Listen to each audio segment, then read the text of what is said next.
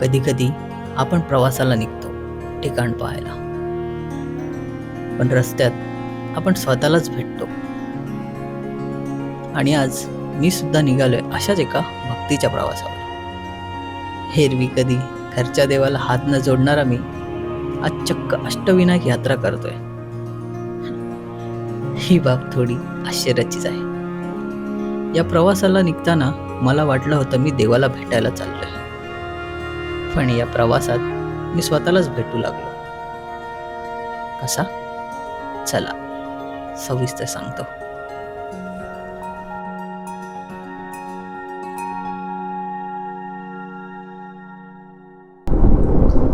Hello, good morning. स्वागत आहे मित्रांनो तुमचं पुन्हा एका नवीन व्हिडिओमध्ये आणि पुन्हा एकदा एका नवीन राईडमध्ये.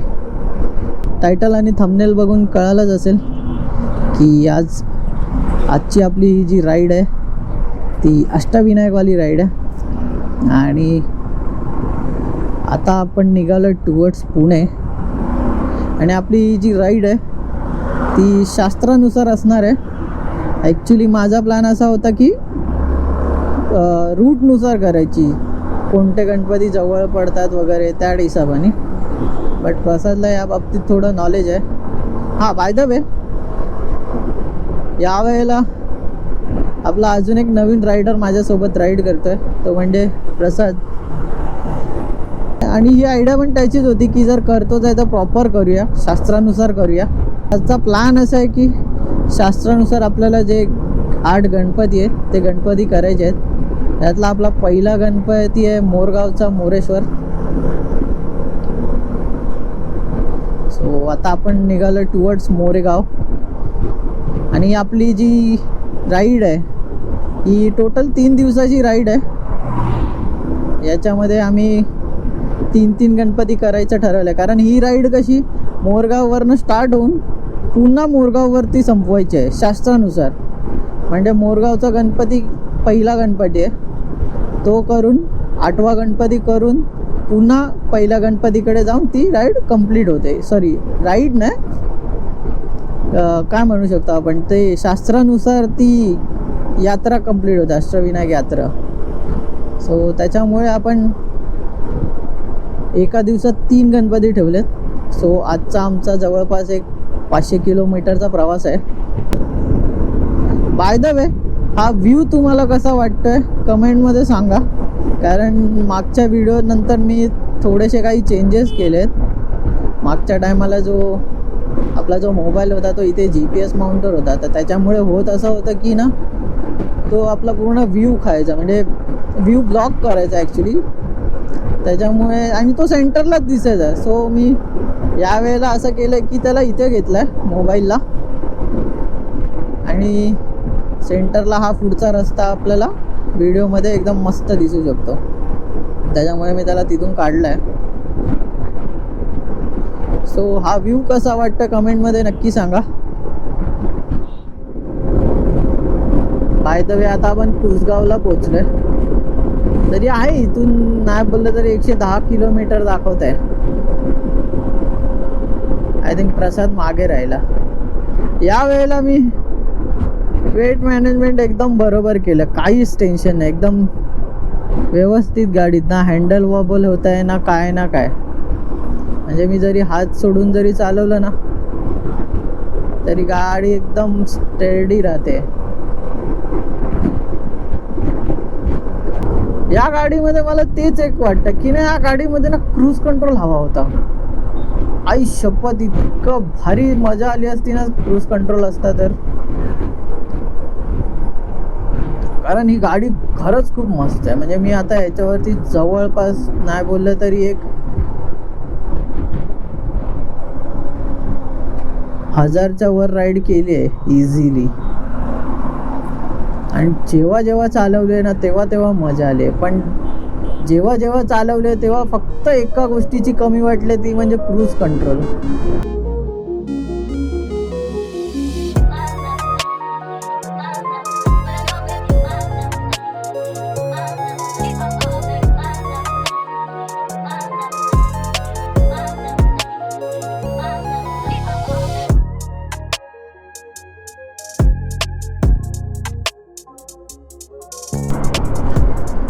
आता आपण येऊन पोहोचले पुण्याला. पुण्यामध्ये एंटर केलं आता आपण. आणि आता पुण्यात एंटर केल्या लागले आपल्याला ट्रॅफिक. तरी एवढी ट्रॅफिक नाही, थोडाफार कटकुट मारून साईडने काढू शकतो. पुढे थोडीशी ट्रॅफिक दिसते, त्याच्या पुढे क्लिअर दिसते. आणि इथून अजून आपल्याला 89 किलोमीटर जायचं आहे. तरी 89 किलोमीटरला इथून 2 तास 10 मिनटं दाखवतात आपल्याला.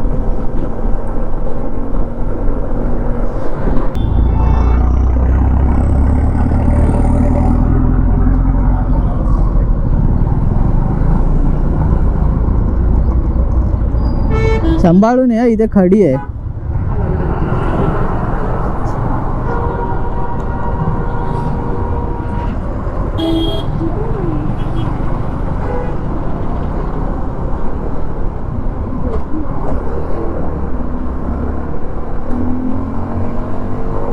या राईटनी खाली आहे. सो आता शेवटची एक 50 किलोमीटर राहिलेत आपली मोरेश्वर गणपतीला पोचायला, मोरगावला.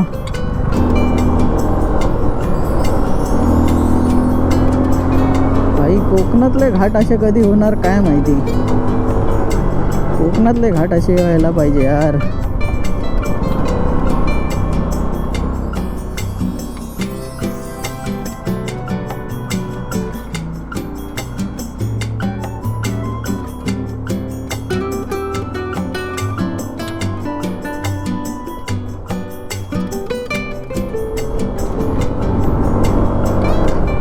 एकदम सुंदर असा घाट चाललाय. आणि ह्या साईडला राईटला तुम्ही बघू शकता पूर्ण पुणे सिटी दिसते.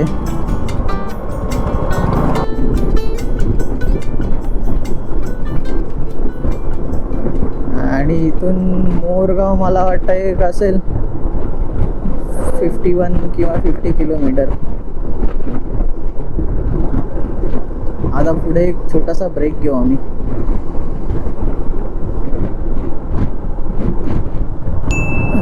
मोर बघितला काय गाडीवरती?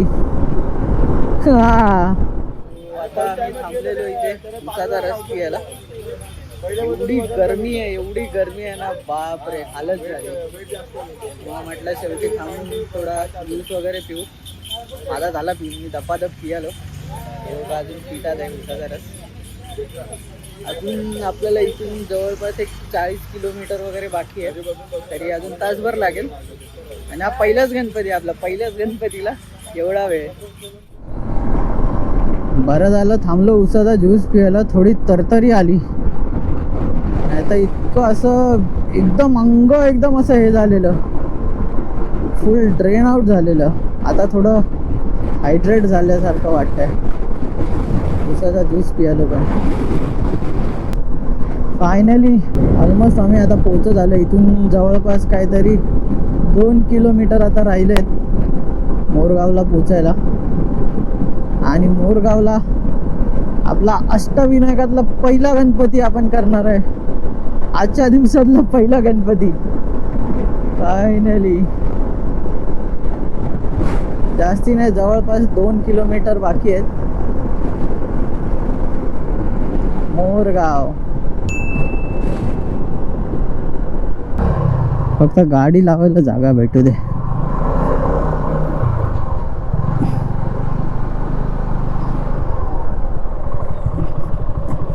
मयुरेश्वर मंदिर.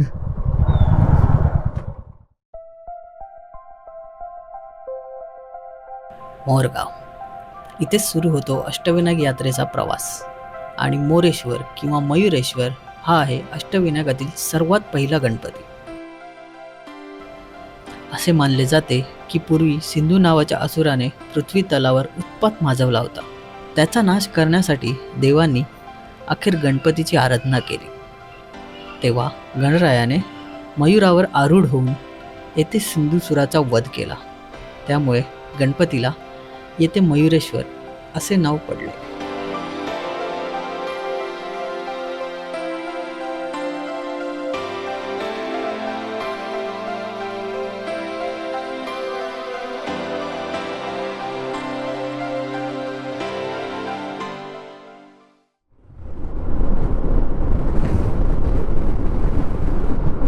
सो फायनली मित्रांनो, आपला आजचा पहिला गणपती, अष्टविनायकातला पहिला गणपतीचं दर्शन झालंय, मोरगावचा मोरेश्वर.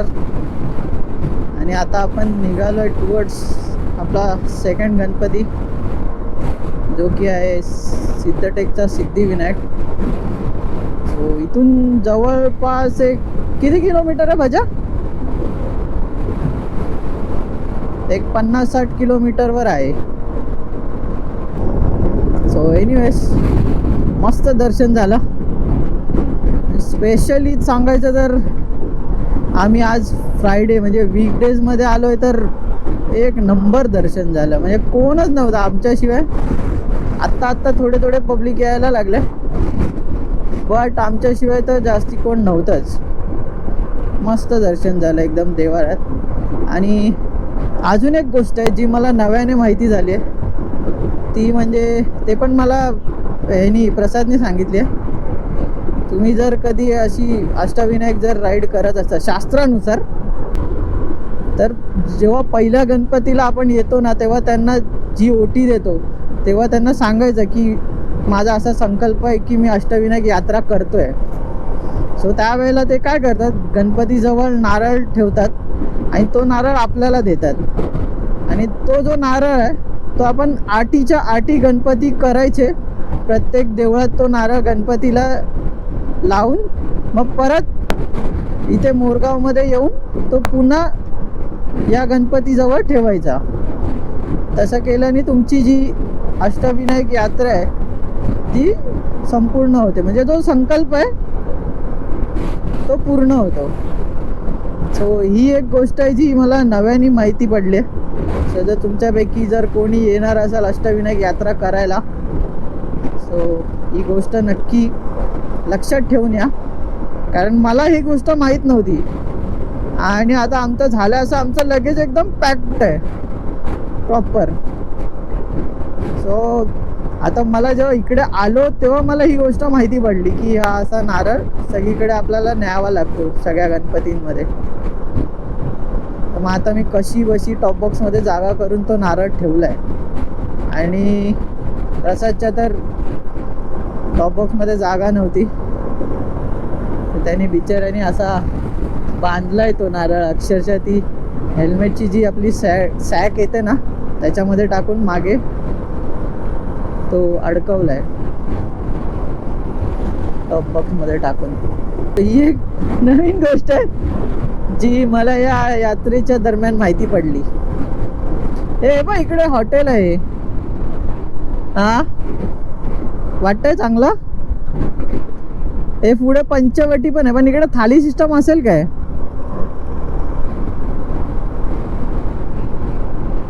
भारी वाटतंय बघायचं. चल मग. नाही तुझ्या मागे एक आजोबा आहेत.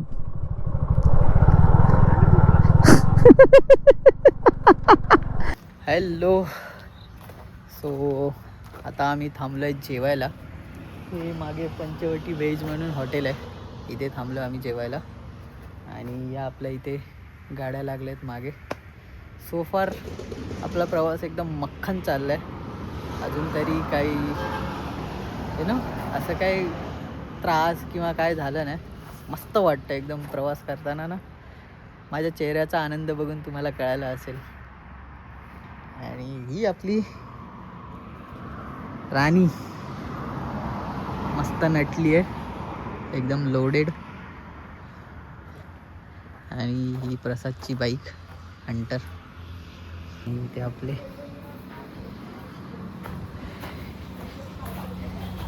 दोघे जण बसले.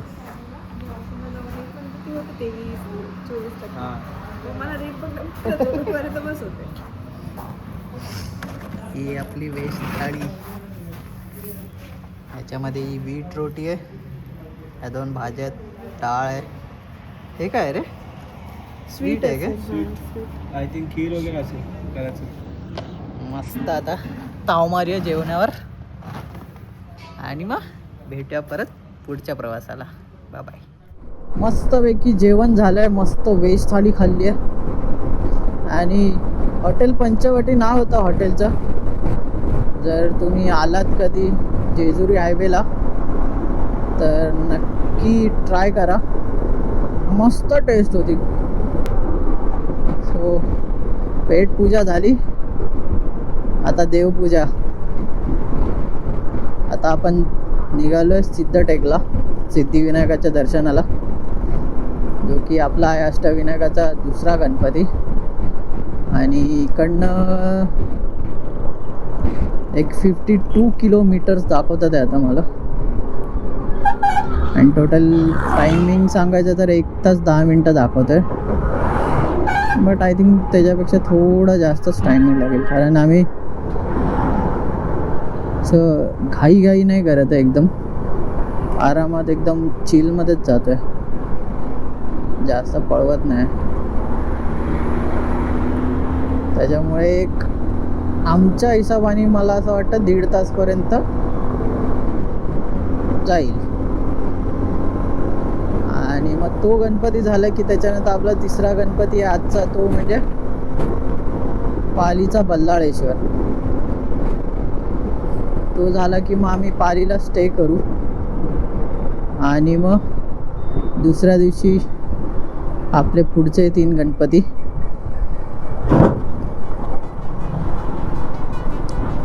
ते करू.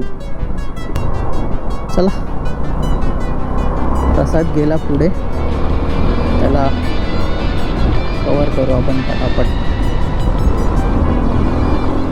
Let's go.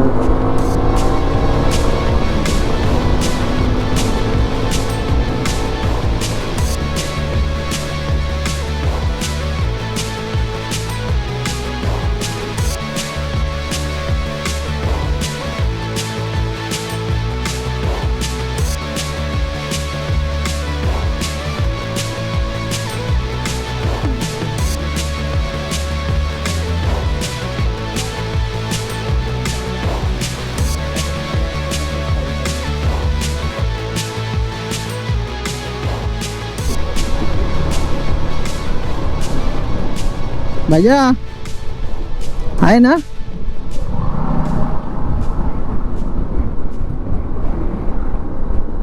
व्ह्यू बघ काय कडक आहे, मस्त व्ह्यू वाटत, एक नंबर.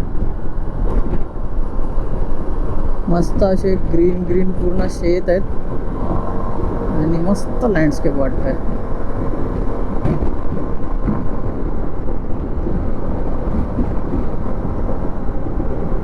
योगेश भाई,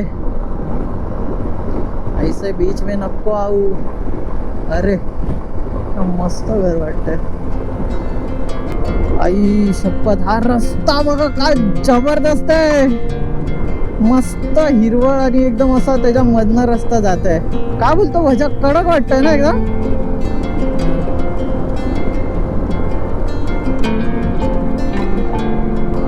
मस्त रे मस्त, सिरियसली असं काय बघितलं ना की असं वर्थ वाटतं ना रे. हा ना, असा एखादा रस्ता हो ना इकडे पण राईटला, मस्त.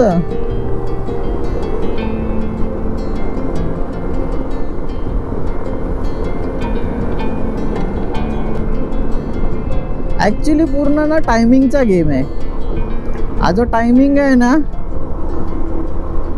त्या टायमिंगला ते जे सूर्यकिरण पडतात ना ह्याच्यावरती, झाडावरती किंवा त्या रोपटांवरती, त्याच्यामुळे ते अजून मस्त वाटतं एकदम.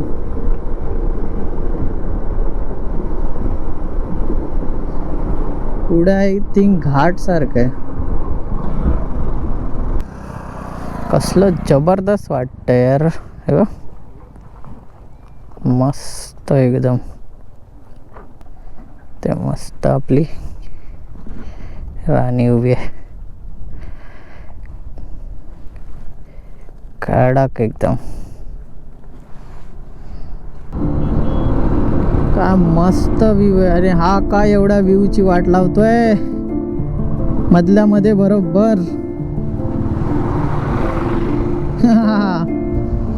पण बघ ना मस्त, आजच्या दिवसाचा बोलतो ना पैसा वसूल व्ह्यू आहे.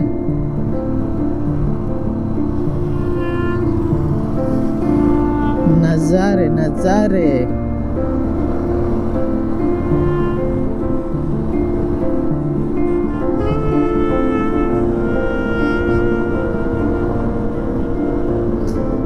त्यासाठीच तर रायडिंग करावी, काय बोलतो. हा जो फील आहे हा कार मध्ये बसून नाही येणार. हा जो रस्त्याच्या मधनं जातोय ना आपण, आई शपथ, असं तू येतोयस ना मागणं, तुझ्या मागे तो सूर्य कडक वाटतंय.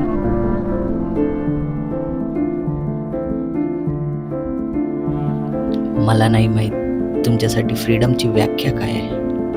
वर्क फ्रॉम होममुळे 4 दिवारीत अडकून पडलेला मी आज जेव्हा मोकळ्या रस्त्यावर गाडी पळवत होतो, ती फिलिंग मी शब्दात नाही मांडू शकत. माझ्यासाठी हाच आनंद पुरेसा आहे राईड करण्यासाठी.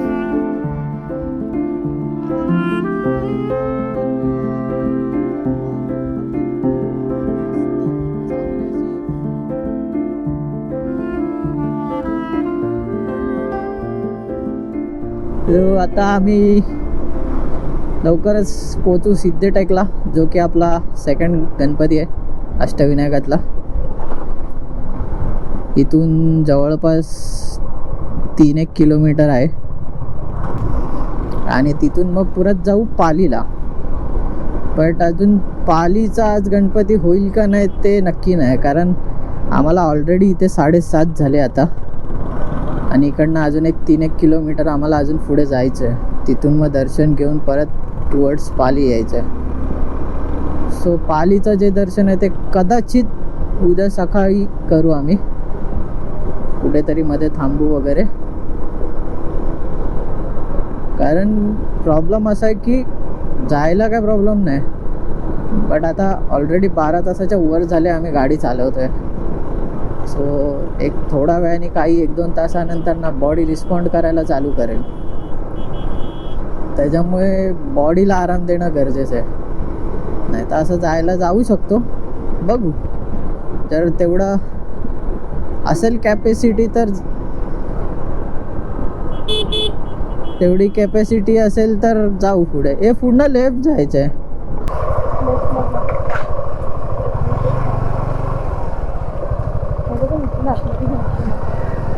अच्छा,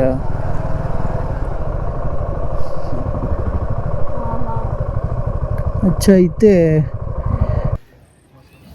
संध्याकाळी अशा टायमाला आलोय की कोणच दिसायला मागत नाही. पूर्ण बघू शकता, पूर्ण खाली आहे पूर्ण. हाय हाय, कसं वाटतंय? हालत झाली ना. आम्हीच VIP असल्यासारखा फील येतो. हा, VIP असल्यासारखा फील तर येतोय, कारण आमच्याशिवाय कोण आहेच नाही.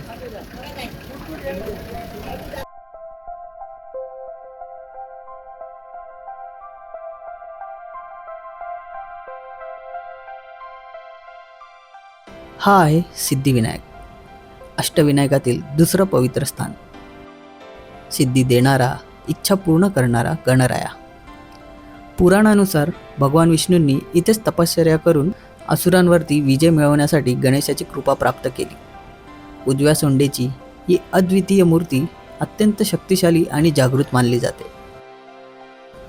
भक्तांची अखंड श्रद्धा आणि भीमेच्या प्रवाहासारखी वाहणारी भक्ती यामुळे हे स्थान विशेष पवित्र ठरते.